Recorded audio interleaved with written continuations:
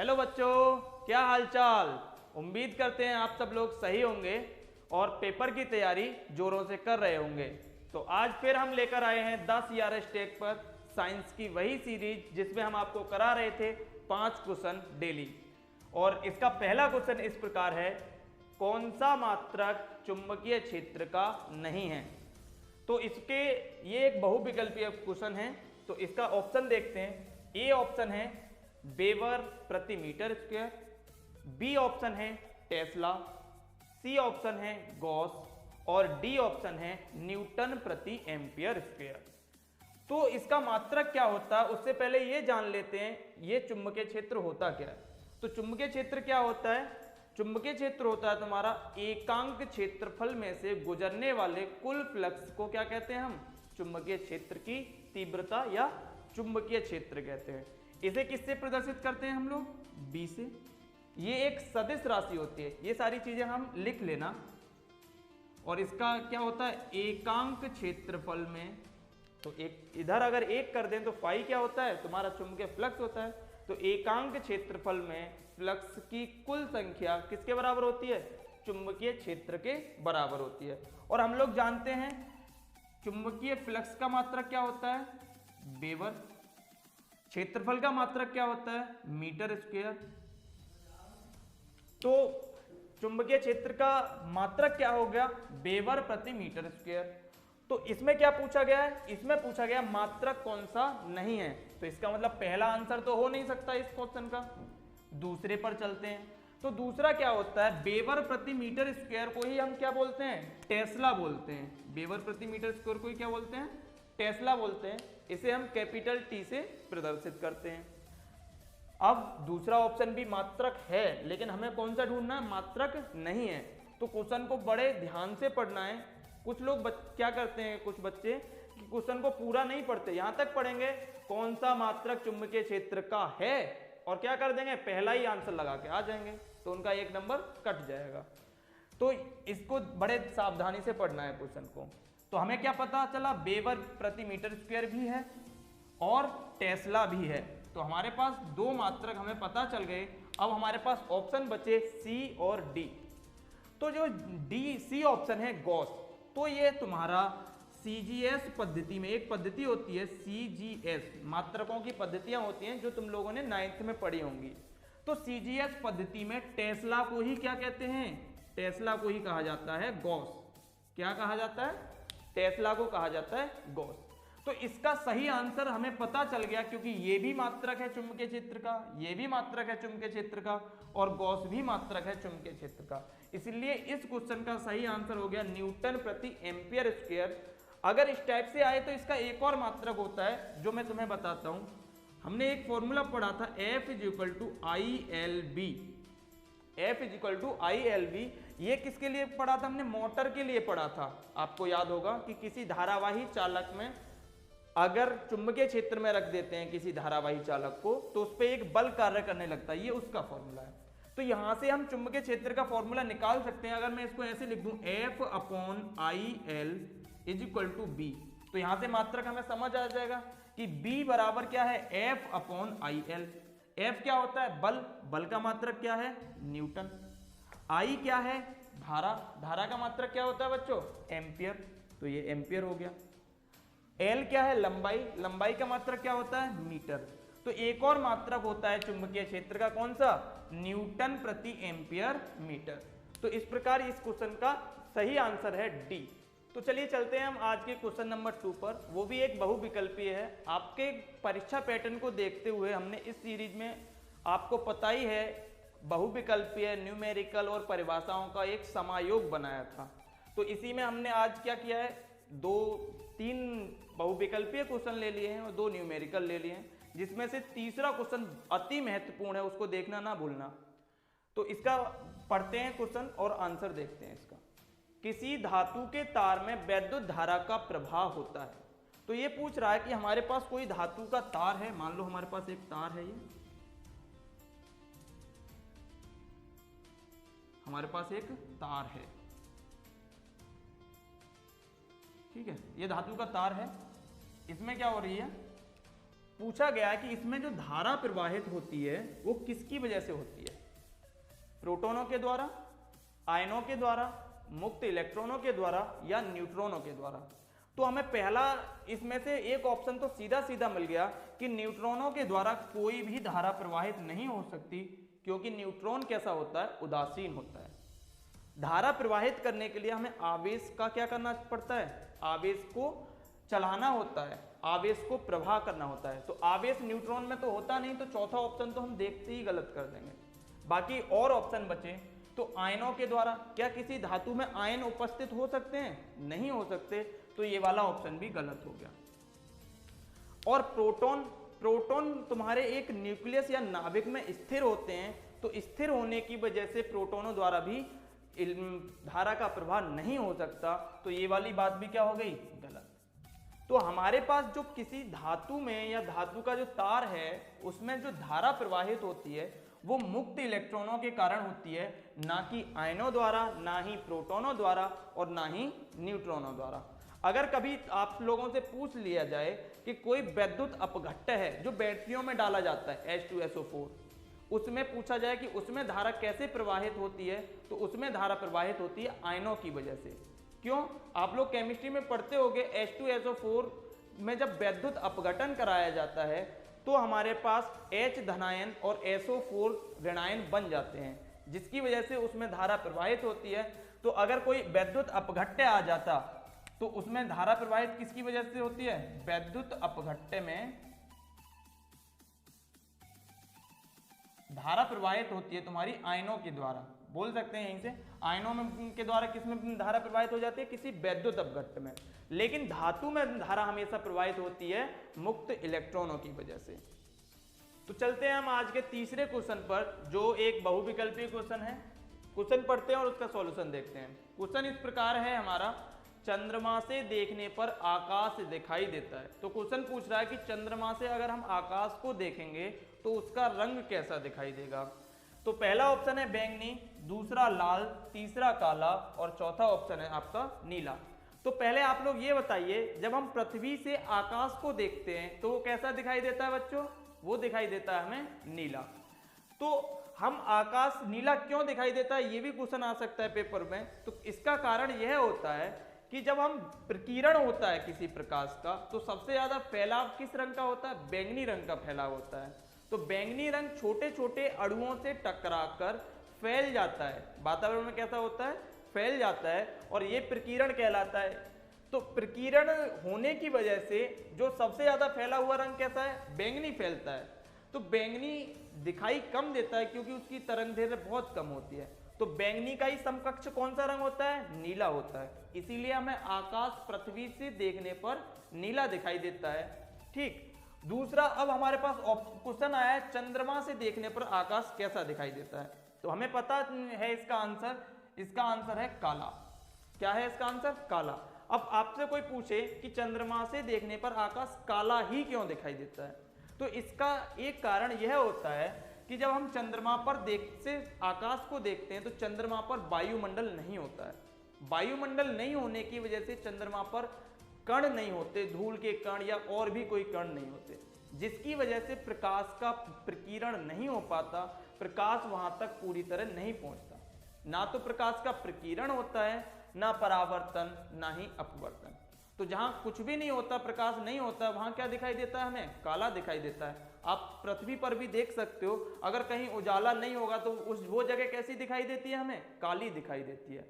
तो इसलिए हमें आकाश कैसा दिखाई देता है, चंद्रमा से काला दिखाई देता है, और पृथ्वी से नीला इसलिए दिखाई देता है क्योंकि वायुमंडल के जो छोटे छोटे कण हैं उनकी वजह से प्रकाश का प्रकीर्ण हो जाता है। तो इस प्रकार का इस क्वेश्चन का आंसर इसलिए क्या है, काला। तो चलिए चलते हैं हम आज के सबसे महत्वपूर्ण क्वेश्चन पर, जो एक न्यूमेरिकल है। और क्वेश्चन कौन सा है, हमारे लेक्चर का चौथा क्वेश्चन है। क्या है क्वेश्चन, देखते हैं और उसका सॉल्यूशन करते हैं। क्वेश्चन इस प्रकार है हमारा, एक घर में 220 वोल्ट 40 वाट के 5 बल्ब लगे हैं। बल्ब 30 दिन तक 5 घंटे प्रतिदिन की दर से जलते हैं। यदि वैद्युत ऊर्जा का मूल्य 4 रुपए प्रति यूनिट हो तो ज्ञात कीजिए। क्या क्या ज्ञात करना है, पहला बल्बों के संयोग का तुल्य प्रतिरोध, दूसरा व्यय विद्युत यूनिटों की संख्या, तीसरा व्यय विद्युत ऊर्जा का मूल्य। तो सबसे पहले हमें यह देखना है कि हमें दिया क्या क्या है और निकालना क्या है, वो हमें अलग से दे रखा है। तो दिया क्या है वो उधर लिख लेते हैं हम। तो क्या करते हैं, हम इधर नीचे से ही लिखते हैं सॉल्यूशन। तो हमें क्या दिया है, एक बल्ब दिया है जिसके ऊपर लिखा क्या है, उसके ऊपर लिखा है हमें 220 वोल्ट। क्या लिखा है, 220 वोल्ट। और क्या लिखा है उसी बल्ब के ऊपर, 40 वाट। और वाट क्या होती है, पावर होती है। तो ये क्या हो गया, 40 वाट। और ये संख्या में कितने हैं, संख्या में है हमारे पास 5 बल्ब। अगर मैं संख्या को n मान लूं तो n क्या है, 5 बल्ब हैं। कितने बल्ब हैं, 5 बल्ब हैं, जिनमें से ये कैसे लगे हुए हैं ये हमें नहीं बताया गया है। और क्या दिया है वो देखते हैं पहले। ये कितने दिनों तक जल रहे हैं, 30 दिनों तक जल रहे हैं। तो दिनों की संख्या हो गई 30। और कितने घंटे जलते हैं प्रत्येक दिन, ये 5 घंटे जलते हैं। तो अगर मैं टोटल घंटे निकालूं 30 दिन में तो घंटे कितने हो जाएंगे। अगर मैं समय को t से प्रदर्शित करूं तो समय हो जाएगा 5 घंटे। तो प्रत्येक दिन जलता है, कितने दिन जल रहा है, 30 दिन तक जल रहा है। तो समय कितना हो गया, 150 घंटे, 150 आवर। क्योंकि 30 दिन तक कितने घंटे जल रहा है, 5 घंटे जल रहा है। और कौन, प्रत्येक बल्ब जल रहा है। तो ये एक बल्ब के बारे में आ गया। एक बल्ब का ये दे रखा है, एक ही बल्ब का ये दे रखा है, जबकि बल्ब कितने हमारे पास, 5 बल्ब हैं। और एक और चीज याद रखनी है, क्योंकि पहला ही क्वेश्चन क्या पूछा है हमसे, बल्बों के संयोग का तुल्य प्रतिरोध ज्ञात कीजिए। तो हमारे घरों में जब कोई बल्ब लगता है या परिपथ लगता है वो समांतर क्रम में लगा होता है। तो समांतर क्रम में लगा होने की वजह से अगर मैं एक बल्ब का प्रतिरोध निकाल लूं तो 5 बल्बों का बराबर होगा। और उसका तुल्य प्रतिरोध निकालने के लिए मैं क्या करूंगा, तुल्य समांतर क्रम के तुल्य प्रतिरोध का फॉर्मूला लगा दूंगा।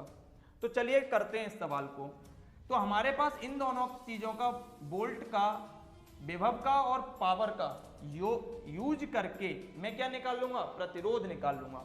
तो प्रतिरोध क्या होता है, R इज इक्वल टू होता है तुम्हारा, या फिर ऐसे समझो पावर का एक फॉर्मूला होता है P is equal to V square upon R। तो यहां से R क्या हो गया, यहां से R हो गई हमारी R is equal to V square upon P। और वी स्क्वायर कितना दे रखा है हमें, वी स्क्वायर दे रखा है 220 इंटू 220। और पावर कितनी दे रखी है, पावर दे रखी है 40।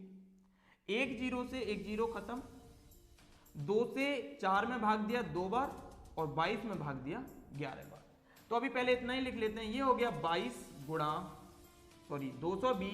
गुणा 11/2। इस वाले 2 से इस 22 को भी काट लेंगे तो कितने बार जाएगा, 11 बार। तो ये हो जाएगा तुम्हारा R इज इक्वल टू हो जाएगा 110 गुणा 11। कितना हो जाएगा बच्चों, 110 गुणा 11। 11 का वर्ग सबको पता है कितना होता है, 121। और एक जीरो है ही अपने पास, तो ये हो गया तुम्हारा 1210 ओम। तो हमारा ये किसका निकला है, 1 ओम, एक बल्ब का निकला है। कितने का, एक बल्ब का निकला है। एक बल्ब का प्रतिरोध निकल गया, लेकिन हमें चाहिए तुल्य प्रतिरोध। तो बच्चों एक नियम में लिखाता हूं यहां, वो नियम आपको याद रखना है। यदि समांतर क्रम में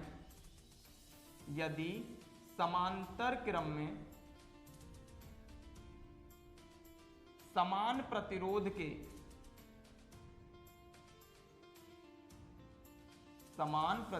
के बल्ब लगे हों या समान प्रतिरोध लगा हो, यदि समांतर क्रम में समान प्रतिरोध लगा हो,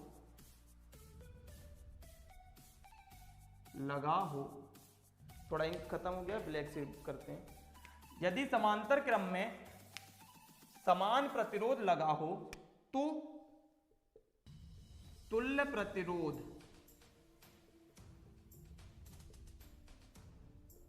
ज्ञात करने के लिए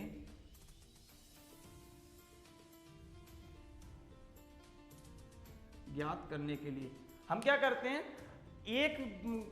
एक प्रतिरोध में जितने प्रतिरोध लगे हैं उसकी संख्या से भाग देते हैं। तो मान लिया हमने तुल्य प्रतिरोध है R इक्विवेलेंट, क्या मान लिया, R इक्विवेलेंट।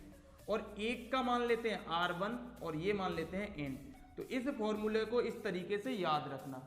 R इक्विवेलेंट तो समझ आ गया। R1 क्या है यहाँ, एक प्रतिरोध का प्रतिरोध यानी एक प्रतिरोध का मान, ऐसे लिख लेना, एक प्रतिरोध का मान। R1 क्या है, एक प्रतिरोध का मान। N क्या है, परिपथ में लगे प्रतिरोधों की संख्या, परिपथ में लगे प्रतिरोधों की संख्या। तो इस प्रकार हमारा जो पहला क्वेश्चन है इसका बल्बों के संयोग का तुल्य प्रतिरोध, तो हम ज्ञात कर सकते हैं R इक्विवेलेंट वो किसके बराबर होगा, जो हमारा एक बल्ब का आया है 1210, कितना आया है बच्चों 1210, अगर मैं इसमें 5 से भाग दे दूं, कितने से 5 से भाग दे दें तो कितना आ जाएगा, R इक्विवेलेंट हमें प्राप्त हो जाएगा। दे दो भाई इसमें भाग, 5 दूनी 10, कितने बचे 2 और 1 ये, तो 5 चौक 20, कितना बचा 1 बचा और 5 दूनी 10, तो R इक्विवेलेंट आ गया आपका टोटल 242 ओम।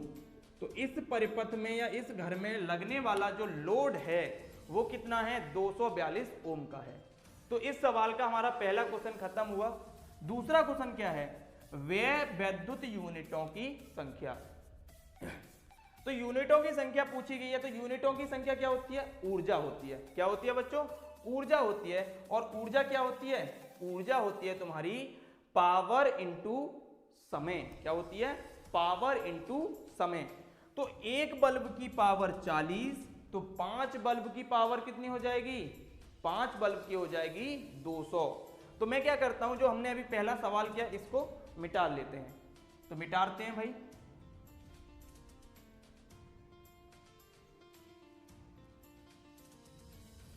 तो हमें क्या ज्ञात करना है, वैद्युत ऊर्जा ज्ञात करनी है। तो वैद्युत ऊर्जा को हम W से भी प्रदर्शित करते हैं। तो W बराबर क्या होता है, P इंटू टी। क्या होता है, P इंटू टी। ये अभी तक किसमें है, जूल में दे रखा है, और यूनिट में ज्ञात करना है हमें। तो एक यूनिट किसके बराबर होती है भाई तुम्हारी, एक यूनिट बराबर होती है 1 किलोवाट घंटे के। कितने के बराबर होती है, 1 किलोवाट घंटे के। तो हमें शक्ति किस में लेनी है, किलोवाट में, और समय किस में लेना है, घंटों में। तो हमें क्या प्राप्त हो जाएगी, कुल यूनिट प्राप्त हो जाएंगी। ठीक है, तो हमें P कितना दे रखा है, 40 दे रखा था एक बल्ब का। एक बल्ब का कितना दे रखा था, 40। तो 5 बल्बों का कितना हो जाएगा, इसमें एक काम करते हैं, या फिर हम एक का निकाल लेते हैं, बाद में उससे 5 से मल्टीप्लाई कर देंगे तो 5 का निकल आएगा। तो हमारे पास W क्या, W बराबर हो गया 40। अभी तक ये किस में है, ये अभी तक है हमारा वाट में, लेकिन ये हमें किस में बदलना है, किलोवाट में। तो किलोवाट में बदलने के लिए हम क्या करेंगे, 1000 से भाग दे देंगे, तो 1 किलोवाट में बदल गया। समय घंटे में ही बना रखा है हमने पहले से, तो मल्टीप्लाई कर देंगे 150 की। तो एक जीरो से एक जीरो, दूसरी जीरो से दूसरी जीरो कट गई। बचा क्या हमारे पास, 4 गुणा 15 बटे 10। 5 से 3 बार कटा 15, और 5 से 2 बार कटा 10, और 2 से 4 कटा 2 बार। तो हमारे पास एक बल्ब द्वारा खर्च की गई ऊर्जा कितनी होगी, 2 तिया 6 यूनिट, या 6 किलोवाट घंटा, या इसी को क्या बोलते हैं हम, यूनिट। क्या बोलते हैं बच्चों, यूनिट। तो एक बल्ब 30 दिन में, एक बल्ब 30 दिन में 5 घंटे रोज जलने पर कितनी यूनिट खर्च कर रहा है, 6 किलोवाट घंटे। क्यों, क्योंकि ये 40 वाट का बल्ब था। कितने वाट का बल्ब था ये, 40 वाट का बल्ब था। तो कितनी यूनिट खर्च कर दी इसने, 6 यूनिट। और हमारे पास टोटल यूनिटों की संख्या चाहिए, तो कुल यूनिटों की संख्या कितनी हो जाएगी, कुल यूनिटों की संख्या, तो ये कितने के बराबर हो जाएगी, एक यूनिट की, एक बल्ब की 6 यूनिट, तो 5 बल्ब की 5 इंटू 6, तो आंसर आ जाएगा हमारा 30 यूनिट। कितना आ गया बच्चों, 30 यूनिट। तो इस प्रकार हमारा दूसरा क्वेश्चन भी सॉल्व हो गया। तीसरा क्वेश्चन क्या है, इसी के अंदर व्यय विद्युत ऊर्जा का मूल्य ज्ञात कीजिए। तो मूल्य क्या ऊपर दे रखा है, यदि विद्युत ऊर्जा का मूल्य 4 रुपए प्रति यूनिट हो, यानी कि एक यूनिट के लिए हम 4 रुपए देते हैं, तो टोटल कितने रुपए देने पड़ेंगे हमें। तो कुल मूल्य कितना आ जाएगा भाई हमारा, कुल मूल्य आ जाएगा यूनिट में उसके मूल्य से गुणा कर देंगे, क्योंकि एक यूनिट कितने रुपए में, 4 में, तो 30 यूनिट कितने रुपए में, 120 रुपए में। कितने रुपए में बच्चों, 120 रुपए में। तो इस प्रकार हम अपने घर का बिल भी निकाल सकते हैं अगर हमें पता हो कितना लोड लग रहा है और क्या क्या चल रहा है। ठीक है बच्चों, तो इस प्रकार ये क्वेश्चन का आंसर प्राप्त हो गया है।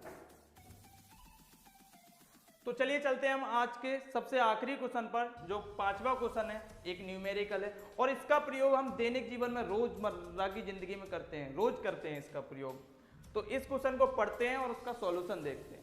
क्वेश्चन इस प्रकार है, एक ऑटो वाहन में पीछे से आने वाले किसी अन्य वाहन को देखने के लिए 6 मीटर वक्रता त्रिज्या वाला एक उत्तल दर्पण लगा है। किसी समय एक वाहन दर्पण से 6 मीटर की दूरी पर है, तो उस समय दर्पण में दिखने वाले प्रतिबिंब की स्थिति, प्रकृति एवं आकार की गणना कीजिए। तो हमारे पास क्या है, मान लो एक ऑटो वाहन है, मान लिया एक बस है, बना लेते हैं छोटी सी बस, और इसका एक दर्पण लगा हुआ है इधर, और कैसा दर्पण है ये, उत्तल दर्पण है, जिसकी वक्रता त्रिज्या कितनी दे रखी है, 6 मीटर दे रखी है। वक्रता त्रिज्या और फोकस दूरी में क्या संबंध होता है, F = R/2। तो ये कितना हो जाएगा, 3 मीटर। तो फोकस दूरी कितनी हो जाएगी, 3 मीटर। तो हमें एक चीज और पता चला इसके बारे में कि हमारे पास जो उत्तल दर्पण होता है उसकी फोकस दूरी कितनी होती है, पॉजिटिव होती है। कैसी होती है, धनात्मक होती है। दूसरी चीज इस क्वेश्चन में और भी हमें पता चला कि हम जो ऑटो वाहन का साइड मिरर होता है उसमें कौन से दर्पण का उपयोग करते हैं, उत्तल दर्पण का। इससे ही हमें पता चल गया। एक और चीज हमें पता होनी चाहिए कि उत्तल दर्पण हमेशा कैसा प्रतिबिंब बनाता है, छोटा और आभासी, छोटा और आभासी। ये वाली चीज भी हम यहाँ लिख लेते हैं। क्या करते हैं, लिख लेते हैं यहाँ छोटी सी चीज कि ये क्या क्या बनाता है, एक तो छोटा बनाता है और आभासी बनाता है। ये चीज हमें याद होनी चाहिए। अब इससे 6 मीटर की दूरी पर कोई दूसरी बस आ रही है या दूसरा वाहन आ रहा है, और ये वाहन आने इधर आ रहा है, मान लो, ठीक है, दूसरा वाहन आ रहा है पीछे से, और इसकी यहां से दूरी कितनी दे रखी है, ये 6 मीटर दे रखी है। कितनी दे रखी है बच्चों, 6 मीटर। तो हमें क्या है, ये 6 मीटर वस्तु की दूरी दे रखी है। कितनी दे रखी है, वस्तु की दूरी दे रखी है 6 मीटर। हमें ज्ञात क्या करना है, हमें ज्ञात करना है बच्चों V, ये प्रतिबिंब कहां बन रहा है, प्रतिबिंब का आकार कितना है। तो आकार इस वस्तु से कितना है यही ज्ञात कर सकते हैं हम, कितना गुना है, कितना छोटा बन रहा है। दूसरी चीज इसकी प्रकृति क्या है, तो हमें ये चीज तो पहले से ही याद होती है कि जो उत्तल दर्पण होता है वो हमेशा छोटा और आभासी प्रतिबिंब ही बनाता है। तो दर्पण का हमारे पास सूत्र होता है 1/f = 1/b + 1/u। तो 1/f, f कितना है हमारा, 3 मीटर, और वस्तु की दूरी को हम सदैव कैसी लेते हैं, नेगेटिव। इस बात का विशेष ध्यान रखना है हमें। और अब क्या करेंगे, वैल्यू पुट करते हैं 1/f, f की जगह क्या करते हैं हम 3 रखते हैं, v की जगह क्या रखना है, v तो हमें ज्ञात ही करना है, तो ये हो गया 1/v प्लस, अब इस प्लस की जगह ये u माइनस का है तो ये पूरा क्या हो जाएगा, माइनस का, तो ये हो जाएगा 1/6। ये प्लस की वैल्यू जब इधर आएगी, हम माइनस की वैल्यू को लेफ्ट साइड ले जाएंगे, तो ये बचेगा 1/v = 1/6 + 1/3। एलसीएम लोगे कितना आ जाएगा बच्चों, एलसीएम लेने पर आ जाएगा आपका 6। ये मार्कर थोड़ा विजिबल नहीं होगा आपको, ब्लैक से लिखते हैं। तो ये कितना हो गया, इसका एलसीएम आ गया 6, तो ये 1 + 2, तो इसका वैल्यू आ जाएगा आपका 3/6। ये इतना कैलकुलेशन तो आपको आनी चाहिए। तो ये हो गया 1/v, कितने के बराबर हो गया, 1/2 के। तो v की वैल्यू यहां से क्या मिल गई हमें, नीचे नहीं दिख रहा होगा तो यहां से लिख लेते हैं, तो v बराबर आ गया हमारा 2 मीटर। और b की वैल्यू कैसी आई है, पॉजिटिव। और b की वैल्यू पॉजिटिव आने से हमें क्या पता चला कि जो प्रतिबिंब बन रहा है वो दर्पण के अंदर बन रहा है। कैसे बन रहा है, दर्पण के अंदर। और जब कोई प्रतिबिंब दर्पण के अंदर बनता है तो वो कैसा होता है? आभासी।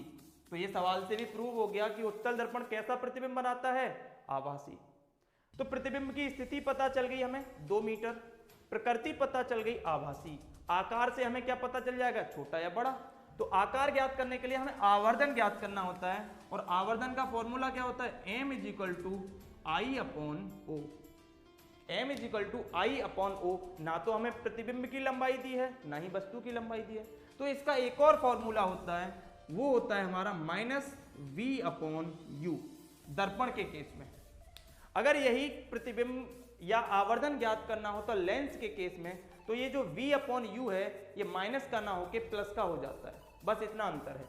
तो V की वैल्यू पता है, U की वैल्यू पता है। V की वैल्यू कितनी है? 2। तो m = क्या रखोगे? -2 अपॉन U कैसा आया था हमारा? U पहले ही दे रखा था -6, तो ये -6 और ये माइनस पहले से ही है, तो ये +6 हो जाएगा, तो ये आ जाएगा 1/3। 1/3 का मतलब क्या होता है? 0.33। तो ये क्या बता रहा है हमें? ये बता रहा है कि जो वस्तु का प्रतिबिंब बना है वो वस्तु से छोटा है। कितना छोटा है? 3 गुना छोटा है। दूसरी चीज, एक ट्रिक लिख लेते हैं याद रखने के लिए। अगर m का मान 1 से बड़ा है, यदि m का मान 1 से बड़ा है तो प्रतिबिंब बड़ा होगा। प्रतिबिंब कैसा होगा? बड़ा होगा। और यदि m का मान 1 से छोटा है तो प्रतिबिंब कैसा होगा तुम्हारा? प्रतिबिंब होगा छोटा। और यदि m का मान 1 के बराबर है, और ये कब हो सकता है? समतल दर्पण के लिए। समतल दर्पण के लिए m का मान 1 ही होता है, तो यहां प्रतिबिंब कैसा होगा? प्रतिबिंब और हमारे पास जो वस्तु है उन दोनों का आकार बराबर हो जाता है जब m का मान 1 होता है। तो इस प्रकार ये हमारा लेक्चर यहाँ खत्म होता है। यदि हमारा लेक्चर आपको पसंद आया हो तो वीडियो को शेयर करें, लाइक करें और हमारे चैनल को सब्सक्राइब करें। Thanks for watching. Tell me pretty lies, look me in the face, tell me that you love me.